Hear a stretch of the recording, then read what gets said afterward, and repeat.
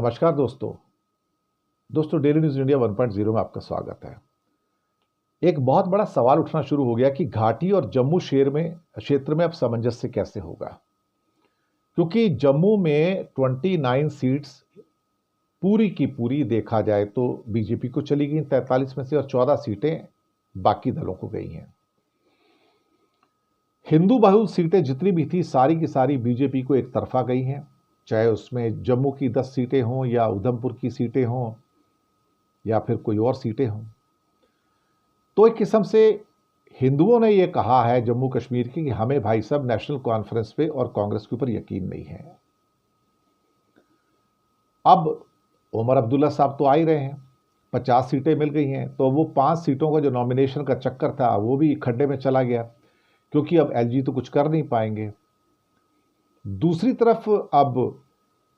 घाटी की जितनी सीटें थी जो मुस्लिम ओरिएंटेड सीटें हैं वो सारी की सारी मुस्लिम्स को चली गई हैं, नेशनल कॉन्फ्रेंस को या पीडीपी को या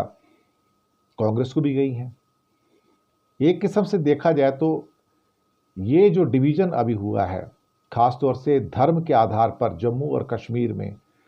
ये मुझे नहीं लगता कि ये एक अच्छा प्रतीक है या आने वाले समय के लिए कोई बहुत अच्छा शगुन है,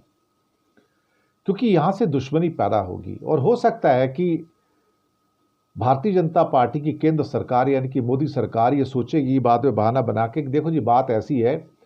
कि कश्मीर घाटी वाले जो हैं वो जम्मू का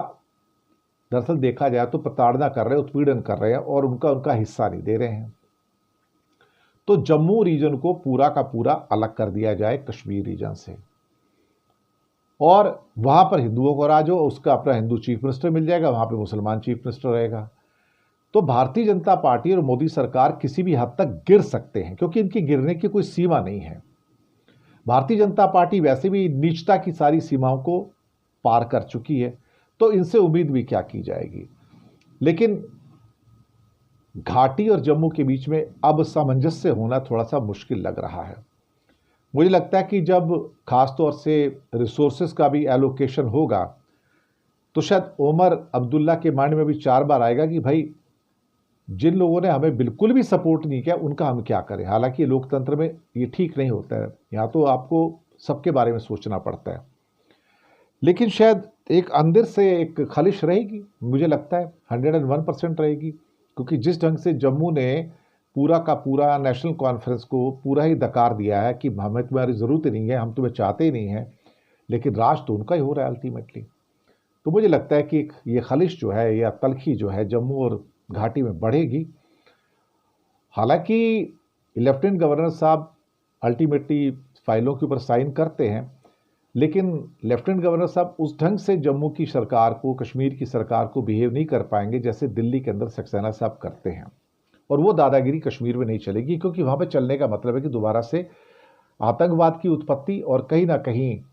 लोगों का गुस्सा, और वैसे भी लोग गुस्से में हो तो पहली डिमांड तो वही कि स्टेटहुड वापस आए, इसके अलावा तो और कोई डिमांड है ही नहीं। और स्टेटहुड अगर वापस नहीं आती है